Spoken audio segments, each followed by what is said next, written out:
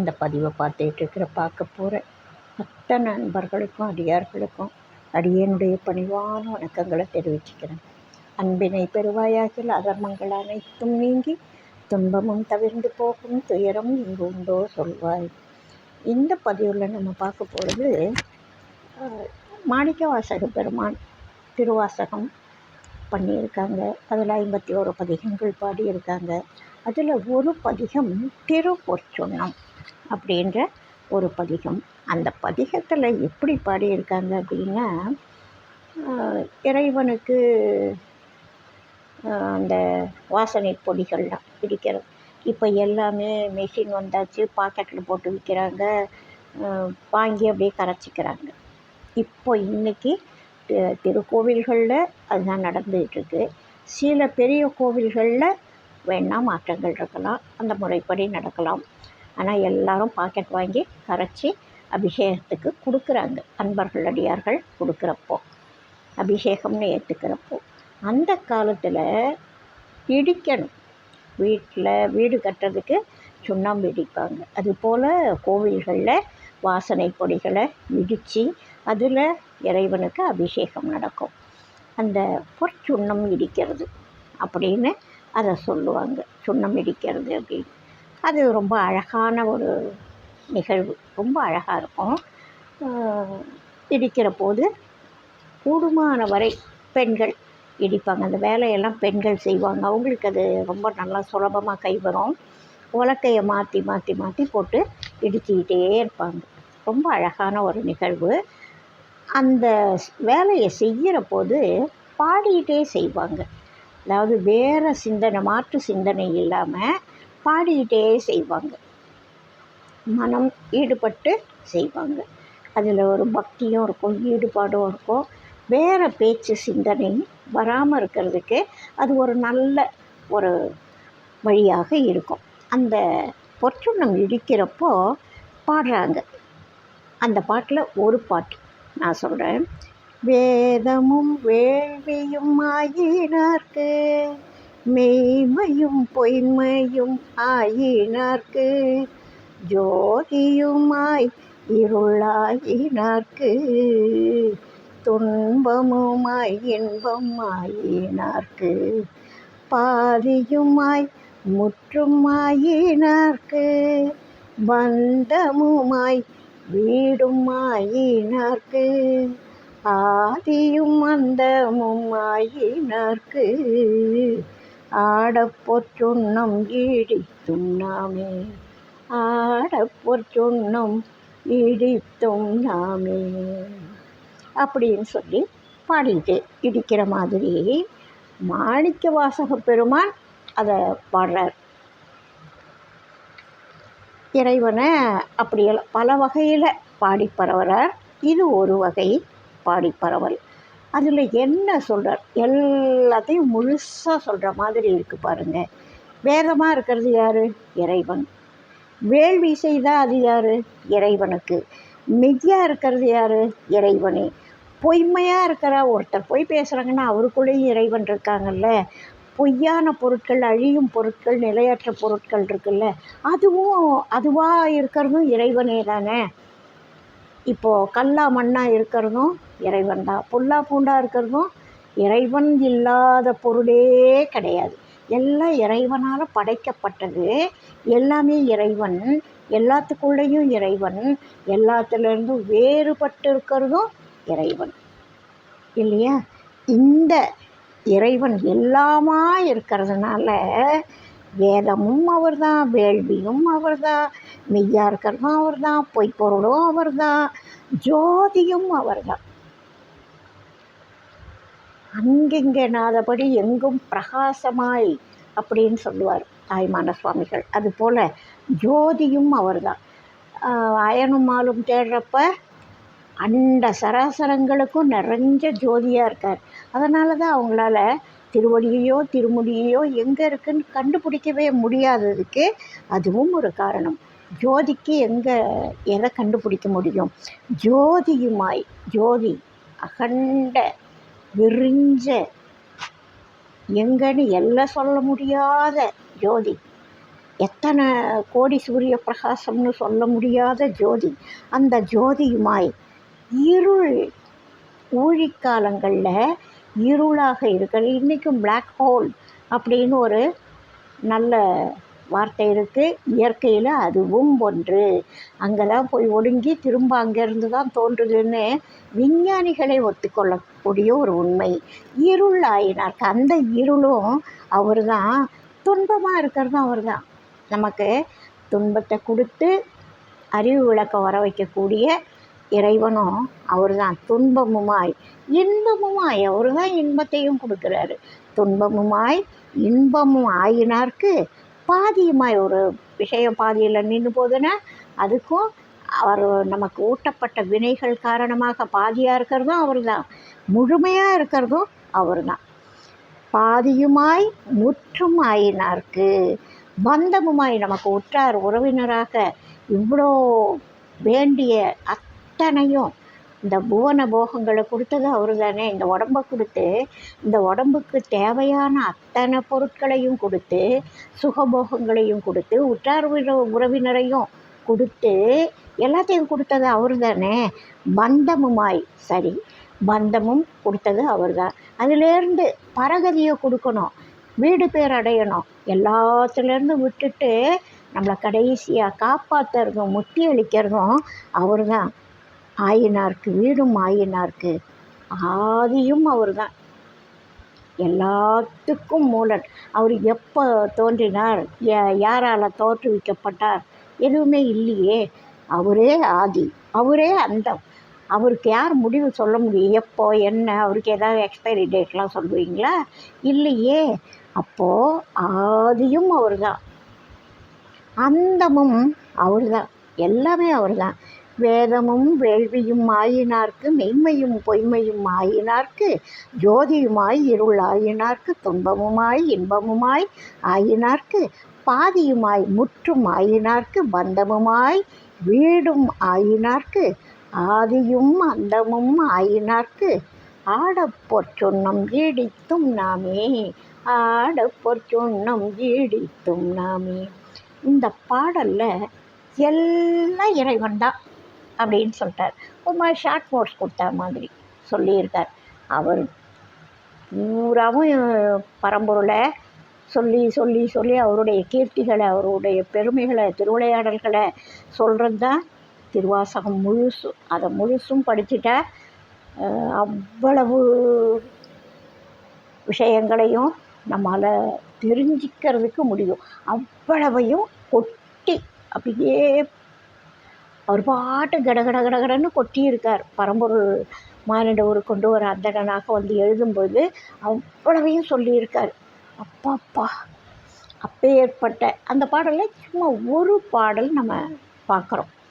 இந்த பாடலில் இவ்வளவும் எல்லாம் அவர் தான், டோட்டலாக அவர் தான் அப்படின்னு சொல்லிட்டார். இப்போது ரெட்டியப்பட்டி சுவாமிகள் அருட்பாடல்கள் பாடியிருக்கார். அதில் என்ன சொல்கிறாரு? அல்லும் பகலும் நமக்கு ஈசன் துணை அல்லாது ஆர் துணை உண்டு சொல்வாய் மனமே. அதாவது அவங்கெல்லாம் வந்து ஏதோ ஒரு பெண்ணை எதிர்நிறுத்தி, ஒரு மனசை எதிர்நிறுத்தி, ஒரு கிளி மாதிரி ஏதோ ஒன்றை எதிர்நிறுத்தி அந்த ஞான உபதேசங்களை பண்ணுவாங்க. என்னை எடுத்துக்கிறவங்க உனக்கு தான் சொல்கிறேன்னு சொன்னால் எடுத்துக்கிறதுக்கு கொஞ்சம் யோசிப்பாங்க. நமக்கு இவங்க சொல்கிறாங்க, நம்ம எடுத்துக்கலாமா வேணாமா, நமக்கு பொருந்துமா பொருந்தாதான்னு. ஆனால் அவங்க மனசை முன்னிறுத்தி சொல்லும்பொழுது அந்த இடத்துல நாம் நம்மளை நிறுத்தி அந்த உபதேசத்தை காதில் வாங்குவோம், எடுத்துக்குவோம்.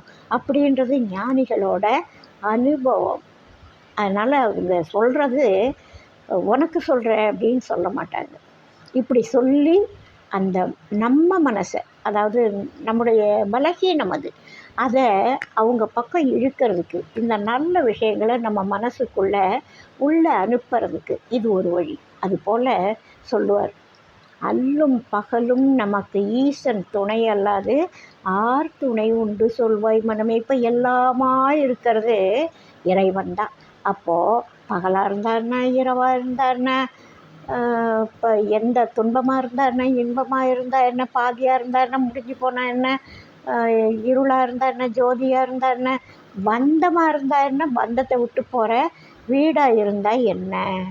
இப்படி உண்மையை பேசினான்னா பொய் பேசினான்னா நிஜப்பொருள் மெய்ப்பொருளாக இருக்கிறதும் அவர், அழியக்கூடிய இந்த மாயையினால் உருவாக்கப்பட்ட அத்தனை பொருள்களாக இருக்கிறதும் அவர் தான். அப்படின்னும் பொழுது நீ வேறு யார் துணையை போய் எப்படி தேடுவ? யார் கிடைப்பா? யாரும் கிடைக்க மாட்டாங்களே. எல்லாமே அவராக இருக்கிறப்போ வேறு யாரை நம்ம போய் துணை தேட முடியும்?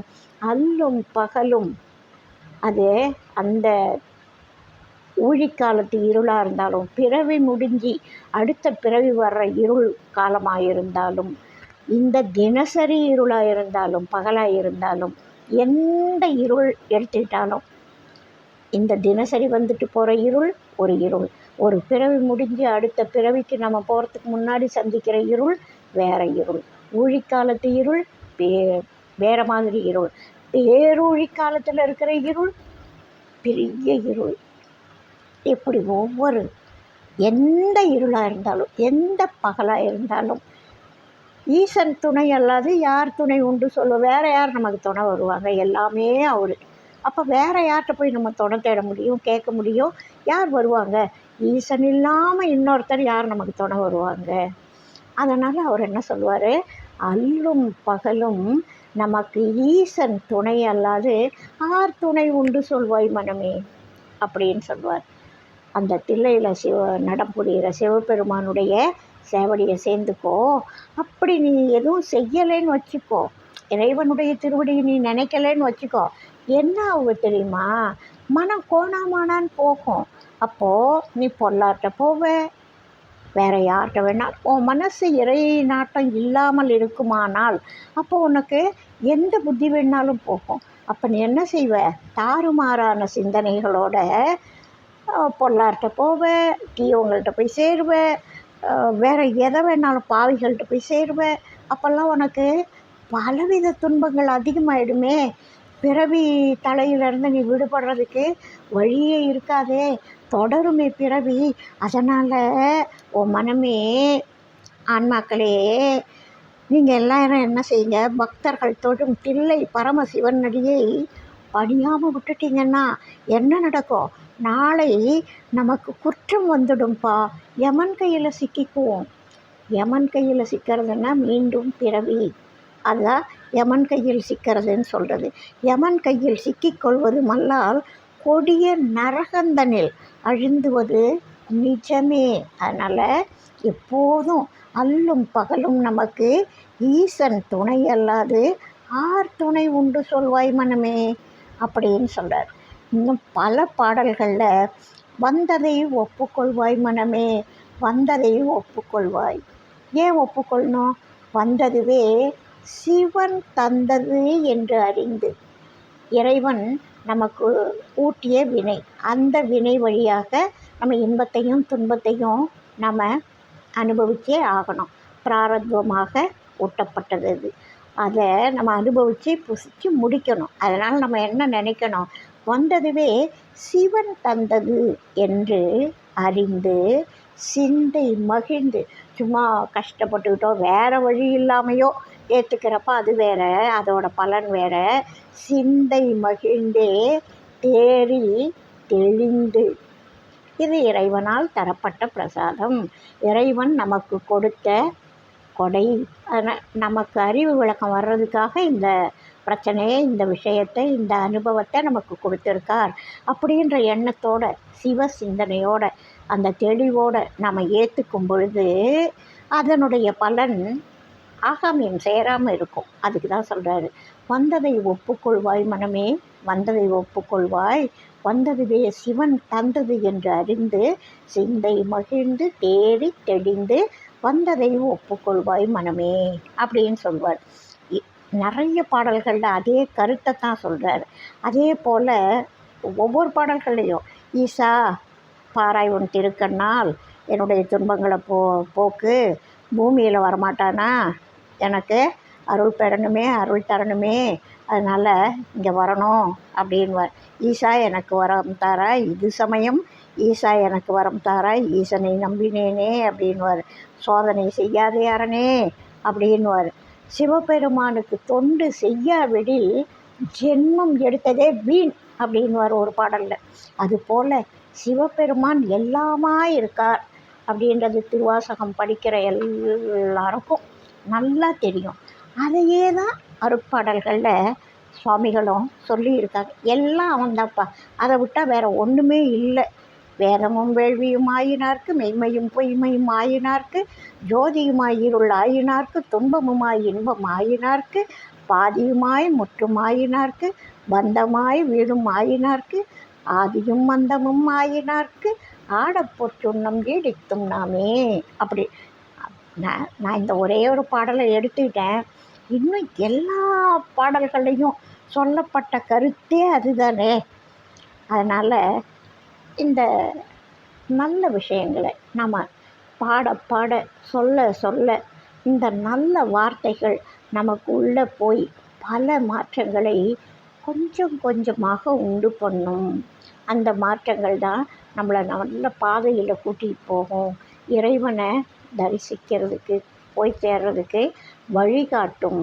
அதனால் இந்த நல்ல சொற்களை கேட்கணும்.